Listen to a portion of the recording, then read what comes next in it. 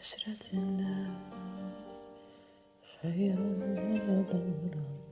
Sevgilim yadıma düşürsen beni.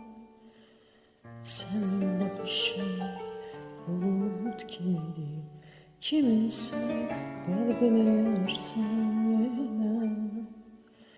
Neyleyim çıkmışsan hayallarından, beni öz-özümden alıp gidersen.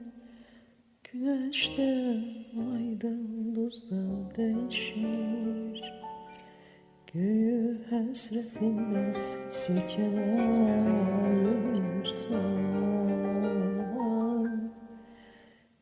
Neyleyim çıkmasam hayallarımdan, beni öz-özümden alıp gidersen.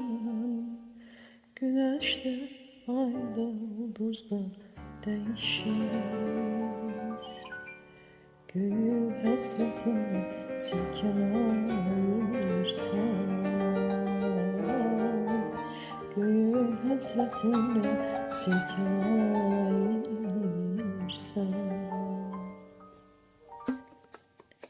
Yoluna gözdeki güller çiçekler ağlayır, sarılır gözlerin kimi.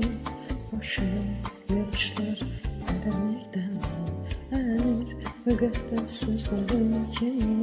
Neyleyim çıkmırsan hayallarından, beni öz-özündən alıp gelirsen. Güneşte, ayda, ulduzda değişir. Göğü hasretinle silkelersen. Neyleyim çıkmırsan hayallarından, beni öz-özündən alıp gelirsen. Güneşte, ayda, ulduzda değişir. Göğü hasretinle silkelersen. Göğü hasretinle silkelersen. Gayet söylerim sevgilim sana, onsuz da sen benden kopmayacaksan.